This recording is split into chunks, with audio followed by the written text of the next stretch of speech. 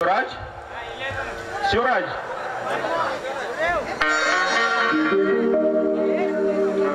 ಬರ್ಬೇಕು ಜಮೀನ್ದಾರೆ, ಬರ್ಬೇಕು.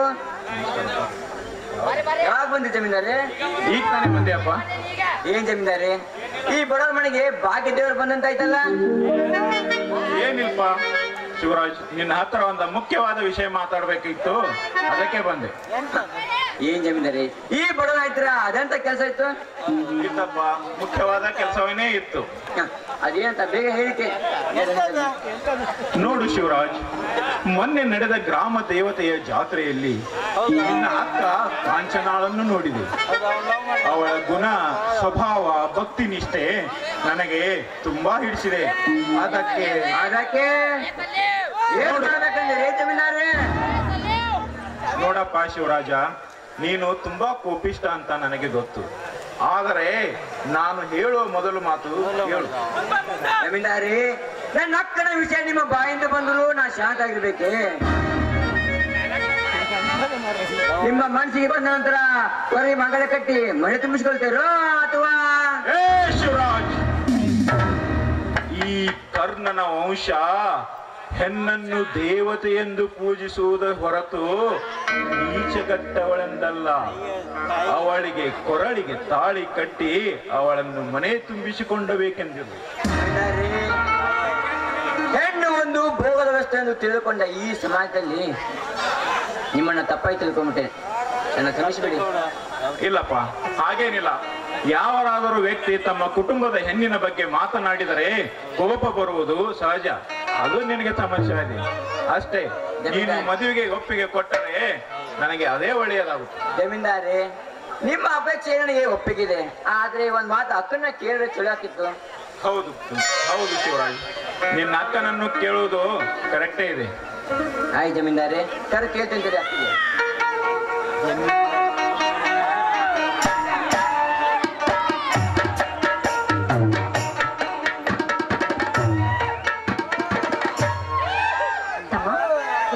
ಕರೆದ ಹಾಗಾಯ್ತು. ಯಾರಿಲ್ಲಕ್ಕ, ಜಮೀನ್ದಾರ್ ಬಂದಿದ್ರು, ಅದಕ್ಕೆ ಕರೆದ್ವಿ. ಏನಿಲ್ಲ, ಈ ಕಡೆ ಒಂದು ವಿಷಯ ಕೇಳ್ಬೇಕಿತ್ತು, ಕೇಳಕ್ಕ. ಕೇಳುತ್ತಮ್ಮ, ಅದ್ಯಾವ ಮಾತು ಅಂತ ಕೇಳು. ಅಕ್ಕ, ಜಮೀನ್ದಾರು ನಿನ್ನ ಮನಸಾರಿ ಇಷ್ಟಪಟ್ಟಿದ್ದಾರೆ. ನಿನ್ನನ್ನು ಮದುವೆ ಕೂಡ ಆಗ್ತೇನೆ ಅಂದಿದ್ದಾರೆ. ನೀನು ಹೂ ಅಂದ್ರೆ ಮದುವೆ ಆಗ್ತೇನೆ ಅಂತಿದ್ದಾರೆ. ಒಪ್ಪಿಗೆ ಇದೆ ತಮ್ಮ. ಆದ್ರೆ ಗುಡಿಸಲಿನ ಮನೆಯಲ್ಲಿ ವಾಸ ಮಾಡುವ ನಾವಿಲ್ಲಿ, ಅರಮನೆಯಲ್ಲಿ ವಾಸಿಸೋ ಅವರೇನು? ನೋಡು ಕಾಂಚನ, ಮದುವೆ ಎಂಬುದು ಮನಸ್ಸುಗಳ ಮಿಲನವೇ ಹೊರತು ಮನೆಗಳ ಹೋಲಿಕೆಯಲ್ಲ. ನೀನು ಒಪ್ಪುವುದಾದರೆ ನಿನ್ನನ್ನು ಮಡತಿಯನ್ನಾಗಿ ಸ್ವೀಕರಿಸಿ ನನ್ನ ಮನೆ ತುಂಬಿಕೊಂಡಿರ್ಬೇಕೆಂದು. ಆಯ್ತು ಜಮೀನ್ದಾರರೇ, ನನ್ನನ್ನು ಇಷ್ಟಪಟ್ಟವರು ಎಲ್ಲರೂ ವರದಕ್ಷಿಣೆ ಆಶೆಗಾಗಿ ಸಂಬಂಧವನ್ನೇ ಮುರಿದುಕೊಂಡು ಹೋಗುವುದಕ್ಕೆ ಮುಂದಾದರು. ಅದೇ ನಿಮ್ಮ ಮಾತನ್ನು ಕೇಳಿದಾಗ ನನಗೆ ಹಾಗೇನು ಅನಿಸಲಿಲ್ಲ. ಅದಕ್ಕೆ ಒಂದೇ ಮಾತಿಗೆ ನಾನು ಒಪ್ಪಿಗೆ ಕೊಟ್ಟುಬಿಟ್ಟೆ. ನೀವು ನನ್ನ ಅಕ್ಕನ ಒಪ್ಪಿದ್ದು ಒಳ್ಳೆ ಆಯ್ತು, ನನ್ನ ಅಕ್ಕ ನಿಮ್ಮನ್ನು ಒಳ್ಳೆ ಒಪ್ಪಿದ್ದು ಒಳ್ಳೆ ಆಯ್ತು.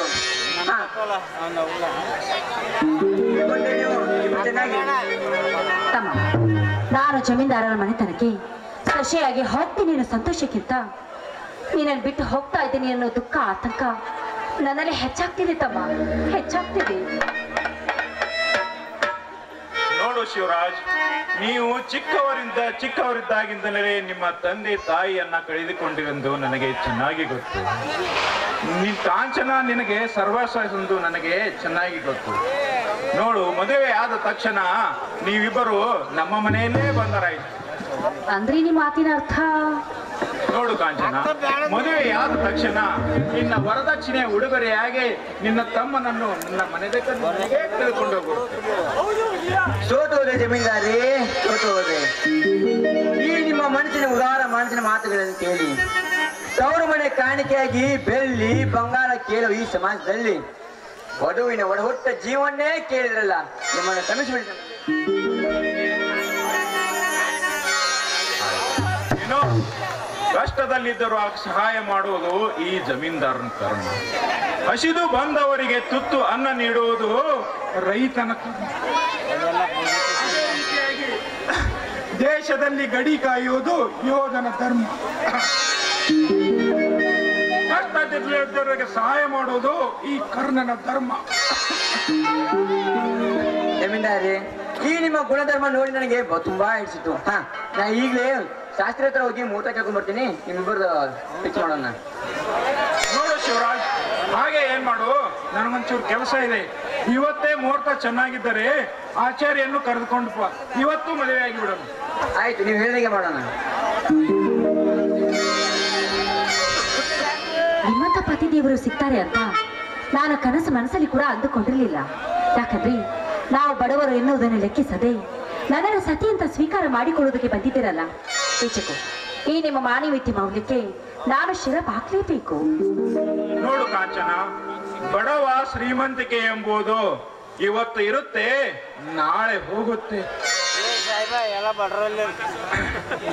ನೋಡು, ಆಯ್ತು, ಈ ನಿಮ್ಮ ದಯಾಳ ಗುಣ ಚಿರಕಾಲ ಅಮರವಾಗಿ ಹೀಗೆ ಉಳಿಯಲೆಂದು ಆ ದೇವರಲ್ಲಿ ಬೇಡಿಕೊಳ್ಳುತ್ತೇನೆ. ಈ ನನ್ನ ಭಾವಿ ಪತಿಗೆ ಸುಖ, ಶಾಂತಿ, ನೆಮ್ಮದಿಯನ್ನು ಆ ದೇವರು ಕೊಡಲಿ ಅಂತ ಆ ದೇವರಲ್ಲಿ ಕೂಡ ಬೇಡಿಕೊಳ್ಳುತ್ತೇನೆ. ಕಾಂಚನ, ದೇವರು ಒಳ್ಳೆಯವರಿಗೆ ಒಳ್ಳೆಯದನ್ನೇ ಮಾಡುತ್ತಾನೆ. ಅದೇ ಸಂತೋಷದಲ್ಲಿ ನಾವಿಬ್ಬರು ಕೂಡ ಇಷ್ಟದಂತೆ ಆಗ್ಲಿ.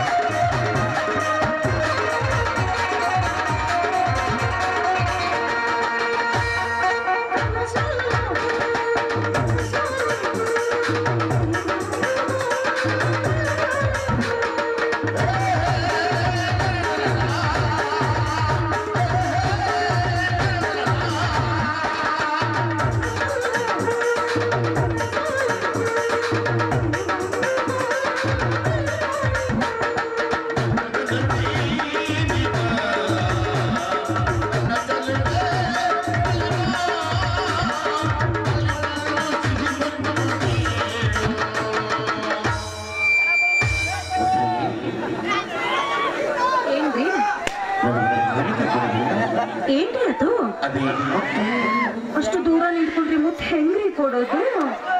ಹತ್ರ ಬರಿ ಕೊಡ್ತೀನಿ. ನೀನೇ ಅಷ್ಟು ದೂರ ನಿಂತಿರುವಾಗ ಹೇಗೆ ಕೊಡಬೇಕು ಮುತ್ತು? ಹೌದಾ? ಬರೀ ನನ್ನ ಹತ್ರ.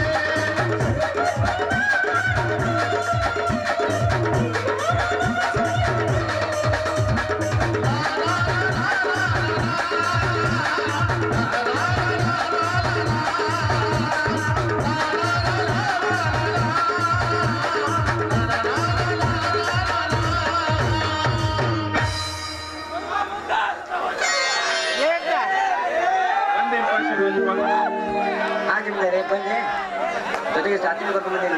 ಆಯ್ತು ನೋಡಿ ಶಾಸ್ತ್ರಿ ಅವರೇ, 30 ಜನ ಚೆನ್ನಾಗಿದೆ ತಾನೇ ಇವತ್ತು? ಆ ಸಂಘ ಶಾಸ್ತ್ರ ಕೇಳ್ಕೊಂಡು ಬಂದಿದ್ದೀರಲ್ಲ? ಓಕೆ, ಕಂಟಿನ್ಯೂ ಮಾಡಿ.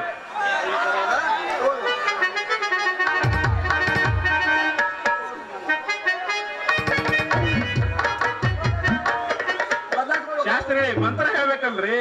ಮಂತ್ರ ಹೇಳಿದ್ಮೇಲೆ ಮಾಲ ಬದಲಾಯಿಸುತ್ತಾನೆ. ಹಾರ ಹಾಕಿದ್ಮೇಲೆ ಮಾತ್ರ ಎಂತ ಶಾಸ್ತ್ರಗಳ್ರಿ ಇವರು? ಉಲ್ಟಾ ಮಾಡಿಸ್ತಿದಾರಲ್ಲ. ಕಡಿಮೆನಾ? ಅಂದ್ರೆ ಮದುವೆ ಮಾಡ್ಕೊಳಕ್ ಅದೆಷ್ಟು ಅವಸರ ನಿಮಗೆ? ಆಗೋಕ್ಕೂ ಟೈಮ್ ಕೊಡ್ಲಿಲ್ಲ ನೀವು. ನಡೀತದ ಬಿಡ್ರಿ, ಯಾವ್ದಾದ್ರು ಏನತ್ತೆ. ಮದುವೆ ಒಂದಾದ್ರೆ ಸಾಕು. ಓಂ ತದೇವ ಲಗ್ನಂ ಸುದಿನಂತು ದೇವ ತಾರಾಬಲಂತು ಚಂದ್ರಬಲಂತು ದೇವ ವಿದ್ಯಾಬಲಂತು ದೇವ ದೈವಬಲಂತು ದೇವ ಗೌರೀಪತಿಂಗ್ವೇ ಯುಗಸ್ಮರಾಮಿ ಸುಮೂರ್ತೆ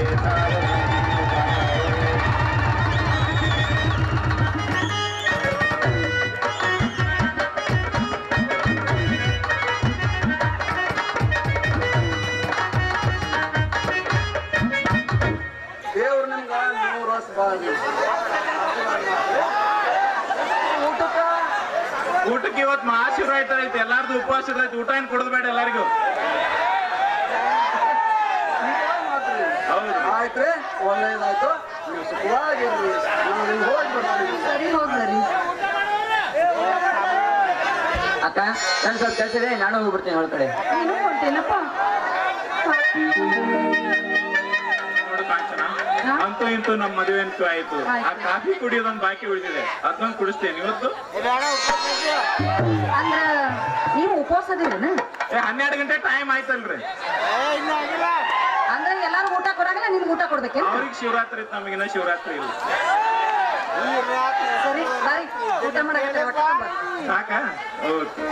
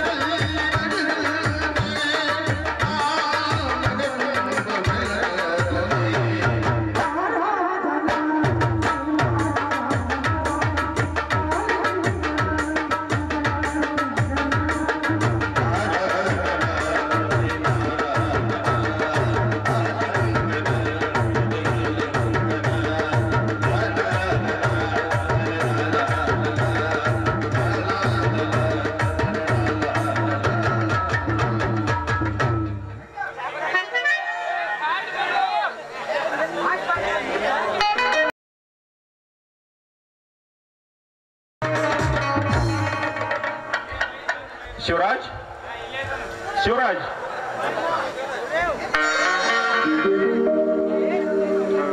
ಬರ್ಬೇಕು ಜಮೀನ್ದಾರೆ, ಬರ್ಬೇಕು. ಯಾವಾಗ ಬಂದಿ ಜಮೀನ್ದಾರೆ? ಈಗ ತಾನೇ ಬಂದೆಯಪ್ಪ.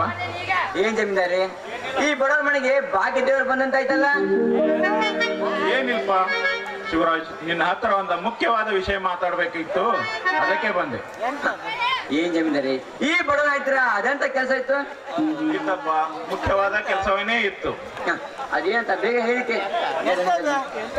ನೋಡು ಶಿವರಾಜ್, ಮೊನ್ನೆ ನಡೆದ ಗ್ರಾಮ ದೇವತೆಯ ಜಾತ್ರೆಯಲ್ಲಿ ನಿನ್ನ ಅಕ್ಕ ಕಾಂಚನಾಳನ್ನು ನೋಡಿದೆ. ಅವಳ ಗುಣ, ಸ್ವಭಾವ, ಭಕ್ತಿ ನಿಷ್ಠೆ ನನಗೆ ತುಂಬಾ ಹಿಡಿಸಿದೆ. ಅದಕ್ಕೆ ಏನ್ ಮಾಡ್ಬೇಕಂದ್ರೆ ಜಮೀನ್ದಾರೆ?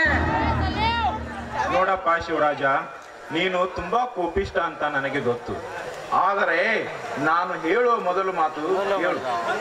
ಜಮೀನ್ದಾರಿ, ನನ್ನ ಅಕ್ಕನ ವಿಷಯ ನಿಮ್ಮ ಬಾಯಿಂದ ಬಂದ್ರು ನಾ ಶಾಂತ ಆಗಿರ್ಬೇಕೆ? ನಿಮ್ಮ ಮನಸ್ಸಿಗೆ ಬಂದ ನಂತರ ಕೊರಿ ಮಗಳ ಕಟ್ಟಿ ಮನೆ ತುಂಬಿಸ್ಕೊಳ್ತೀರೋ ಅಥವಾ? ಏ ಶಿವರಾಜ್, ಈ ಕರ್ಣನ ವಂಶ ಹೆಣ್ಣನ್ನು ದೇವತೆ ಎಂದು ಪೂಜಿಸುವುದರ ಹೊರತು ನೀಚಗಟ್ಟವಳೆಂದಲ್ಲ. ಅವಳಿಗೆ ಕೊರಳಿಗೆ ತಾಳಿ ಕಟ್ಟಿ ಅವಳನ್ನು ಮನೆ ತುಂಬಿಸಿಕೊಂಡಬೇಕೆಂದಿರು. ಹೆಣ್ಣು ಒಂದು ಭೋಗದ ವ್ಯವಸ್ಥೆ ಎಂದು ತಿಳಿದುಕೊಂಡ ಈ ಸಮಾಜದಲ್ಲಿ ನಿಮ್ಮನ್ನ ತಪ್ಪಾಗಿ ತಿಳ್ಕೊಂಡ್ಬಿಟ್ಟೆ. ನನ್ನ ಕ್ಷಮಿಸಬೇಡಿ. ಇಲ್ಲಪ್ಪ, ಹಾಗೇನಿಲ್ಲ. ಯಾವರಾದರೂ ವ್ಯಕ್ತಿ ತಮ್ಮ ಕುಟುಂಬದ ಹೆಣ್ಣಿನ ಬಗ್ಗೆ ಮಾತನಾಡಿದರೆ ಕೋಪ ಬರುವುದು ಸಹಜ. ಅದು ನಿನಗೆ ಸಮಸ್ಯೆ ಇದೆ ಅಷ್ಟೇ. ನೀನು ಮದುವೆಗೆ ಒಪ್ಪಿಗೆ ಕೊಟ್ಟರೆ ನನಗೆ ಅದೇ ಒಳ್ಳೆಯದಾಗುತ್ತೆ. ಜಮೀನ್ದಾರೆ, ನಿಮ್ಮ ಅಪೇಕ್ಷೆ ನನಗೆ ಒಪ್ಪಿಗಿದೆ. ಆದ್ರೆ ಒಂದ್ ಮಾತು ಅಕ್ಕನ್ನ ಕೇಳಿದ್ರೆ ಚಲೋ ಆಗ್ತಿತ್ತು. ಹೌದು ಹೌದು ಶಿವರಾಜ್, ನಿನ್ನ ಅಕ್ಕನನ್ನು ಕೇಳುವುದು ಕರೆಕ್ಟೇ ಇದೆ. ಆಯ್ ಜಮೀನ್ದಾರೆ, ಕೇಳ್ತೀನಿ ಅಕ್ಕಿಗೆ.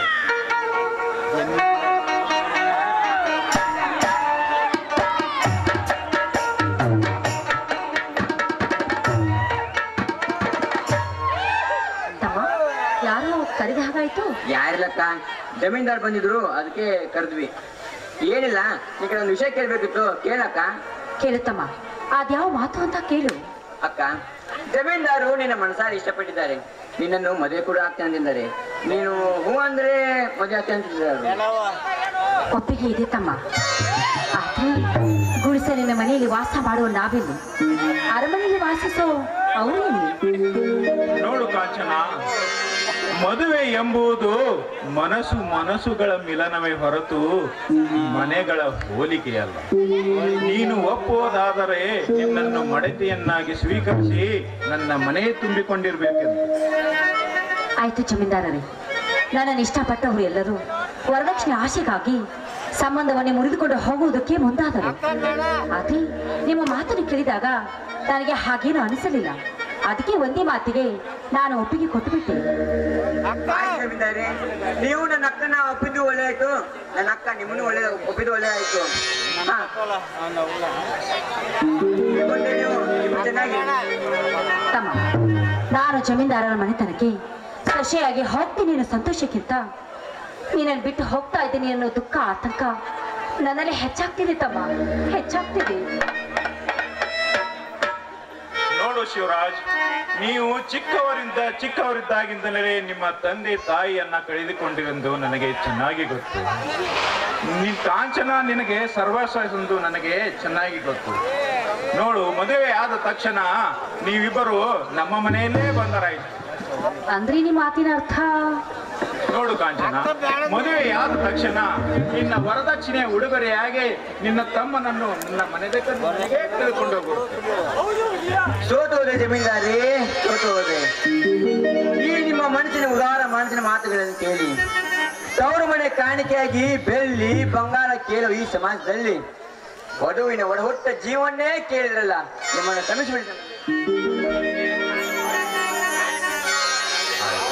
ಏನೋ ಕಷ್ಟದಲ್ಲಿದ್ದರೂ ಸಹಾಯ ಮಾಡುವುದು ಈ ಜಮೀನ್ದಾರನ ಕರ್ಮ. ಹಸಿದು ಬಂದವರಿಗೆ ತುತ್ತು ಅನ್ನ ನೀಡುವುದು ರೈತನ ಕರ್ಮ. ದೇಶದಲ್ಲಿ ಗಡಿ ಕಾಯುವುದು ಯೋಧನ ಧರ್ಮ. ಕಷ್ಟದ ಇಲ್ಲದವರಿಗೆ ಸಹಾಯ ಮಾಡುವುದು ಈ ಕರ್ಣನ ಧರ್ಮ. ಜಮೀನ್ದಾರಿ, ಈ ನಿಮ್ಮ ಗುಣಧರ್ಮ ನೋಡಿ ನನಗೆ ತುಂಬಾ ಹಿಡಿಸಿತು. ನಾ ಈಗಲೇ ಶಾಸ್ತ್ರಿ ಹತ್ರ ಹೋಗಿ ಮೂತ ಕೇಳ್ಕೊಂಡ್ ಬರ್ತೀನಿ. ನಿಮ್ಮಿಬ್ಬರದು ಫಿಕ್ಸ್ ಮಾಡೋಣ. ನೋಡು ಶಿವರಾಜ್, ಹಾಗೆ ಏನ್ ಮಾಡು, ನನಗೊಂಚೂರು ಕೆಲಸ ಇದೆ. ಇವತ್ತೇ ಮುಹೂರ್ತ ಚೆನ್ನಾಗಿದ್ದರೆ ಆಚಾರ್ಯನ್ನು ಕರೆದುಕೊಂಡು ಇವತ್ತು ಮದುವೆ ಆಗಿಬಿಡೋಣ. ಆಯ್ತು, ನೀವು ಹೇಳಿದಾಗೆ ಮಾಡೋಣ. ನಿಮ್ಮಂತ ಪತಿದೇವರು ಸಿಗ್ತಾರೆ ಅಂತ ನಾನು ಕನಸು ಮನಸ್ಸಲ್ಲಿ ಕೂಡ ಅಂದುಕೊಂಡಿರ್ಲಿಲ್ಲ. ಯಾಕಂದ್ರೆ ನಾವು ಬಡವರು ಎನ್ನುವುದನ್ನು ಲೆಕ್ಕಿಸದೆ ನನ್ನನ್ನು ಸತಿ ಅಂತ ಸ್ವೀಕಾರ ಮಾಡಿಕೊಳ್ಳುವುದಕ್ಕೆ ಬಂದಿದ್ದೀರಲ್ಲ, ಈಚೆಕು ಈ ನಿಮ್ಮ ಮಾನವೀಯತೆ ಮೌಲ್ಯಕ್ಕೆ ನಾನು ಶಿರಪ್ ಹಾಕ್ಲೇಬೇಕು. ನೋಡು ಕಾಂಚನ, ಬಡವ ಶ್ರೀಮಂತಿಕೆ ಎಂಬುದು ಇವತ್ತು ಇರುತ್ತೆ, ನಾಳೆ ಹೋಗುತ್ತೆ. ಆಯ್ತು, ಈ ನಿಮ್ಮ ದಯಾಳ ಗುಣ ಚಿರಕಾಲ ಅಮರವಾಗಿ ಹೀಗೆ ಉಳಿಯಲೆಂದು ಆ ದೇವರಲ್ಲಿ ಬೇಡಿಕೊಳ್ಳುತ್ತೇನೆ. ನಿನ್ನ ಭಾವಿ ಪತಿಗೆ ಸುಖ ಶಾಂತಿ ನೆಮ್ಮದಿಯನ್ನು ಆ ದೇವರು ಕೊಡಲಿ ಅಂತ ಆ ದೇವರಲ್ಲಿ ಕೂಡ ಬೇಡಿಕೊಳ್ಳುತ್ತೇನೆ. ಕಾಂಚನ, ದೇವರು ಒಳ್ಳೆಯವರಿಗೆ ಒಳ್ಳೆಯದನ್ನೇ ಮಾಡುತ್ತಾನೆ. ಅದೇ ಸಂತೋಷದಲ್ಲಿ ನಾವಿಬ್ಬರು ಕೂಡ ಇಷ್ಟದಂತೆ ಆಗ್ಲಿ.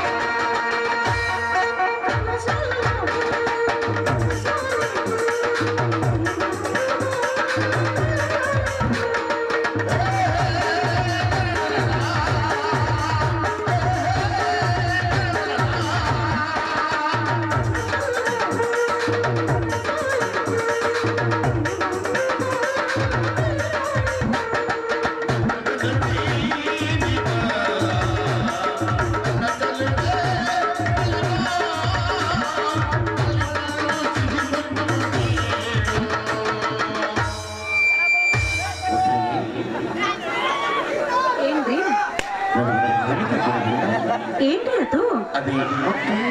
ಅಷ್ಟು ದೂರ ನಿಂತ್ಕೊಂಡ್ರಿ ಮುತ್ತು ಹೆಂಗ್ರಿ ಕೊಡೋದು? ಹತ್ರ ಬರಿ ಕೊಡ್ತೀನಿ. ನೀನೇ ಅಷ್ಟು ದೂರ ನಿಂತಿರುವಾಗ ಹೇಗೆ ಕೊಡಬೇಕು ಮುತ್ತು? ಹೌದಾ? ಬರೀ ನನ್ನ ಹತ್ರ. ಸಿಹಿ ಮುತ್ತಿನ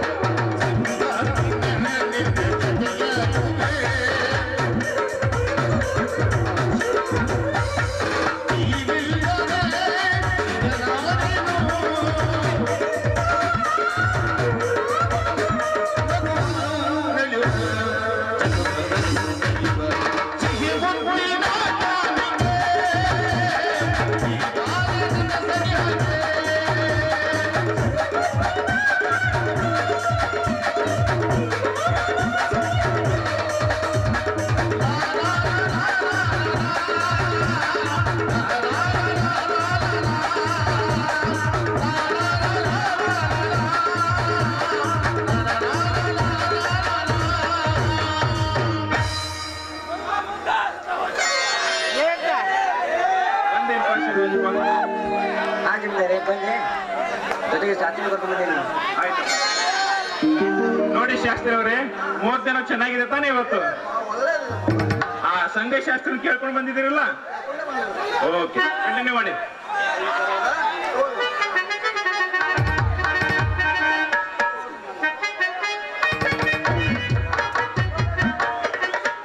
ಶಾಸ್ತ್ರಿ ಮಂತ್ರ ಹೇಳ್ಬೇಕಲ್ರಿ? ಮಂತ್ರ ಹೇಳಿದ್ಮೇಲೆ ಮಾಲ ಬದಲಾಯಿಸುತ್ತಾನೆ. ಹಾರ ಹಾಕಿದ್ಮೇಲೆ ಮಾತ್ರ ಎಂತ ಶಾಸ್ತ್ರಗಳ್ರಿ ಇವರು? ಉಲ್ಟಾ ಮಾಡಿಸ್ತಿದ್ದಾರಲ್ಲ. ಕಡಿಮೆನಾ ಅಂದ್ರೆ ಮದುವೆ ಮಾಡ್ಕೊಳಕ್ ಅದೆಷ್ಟು ಅವಸರ ನಿಮಗೆ? ಟೈಮ್ ಕೊಡ್ಲಿಲ್ಲ ನೀವು. ನಡೀತದ ಬಿಡ್ರಿ, ಯಾವ್ದಾದ್ರು ಏನತ್ತೆ? ಮದುವೆ ಒಂದಾದ್ರೆ ಸಾಕು. ಓಂ ತದೇವ ಲಗ್ನಂ ಸುಜನಂತು ದೇವ ತಾರಾಬಲಂತು ಚಂದ್ರಬಲಂತು ದೇವ ವಿದ್ಯಾಬಲಂತು ದೇವ ದೈವಬಲಂತು ದೇವ ಗೌರೀಪತಿಂಗ್ರೇ ಯುಗಸ್ಮರಾಮಿ ಸುಮೂರ್ತೆ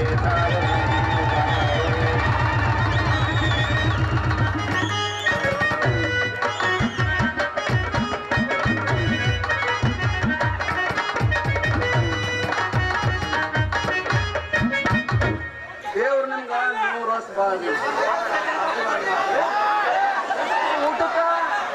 ಊಟಕ್ಕೆ ಇವತ್ತು ಮಹಾಶಿವರಾತ್ರಿ ಐತೆ, ಎಲ್ಲಾರ್ದು ಉಪವಾಸ ಇರ್ತೈತಿ. ಊಟ ಏನ್ ಕೊಡೋದು ಬೇಡ ಎಲ್ಲರಿಗೂ.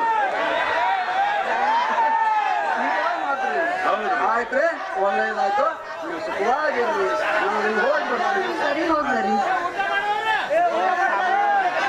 ಅಕ್ಕ, ನನ್ ಸ್ವಲ್ಪ ಕೆಲಸ ಇದೆ, ನಾನು ಹೋಗ್ಬಿಡ್ತೀನಿ ಹೊರಗಡೆ. ನೀನು ಹೊಂಟೇನಪ್ಪ?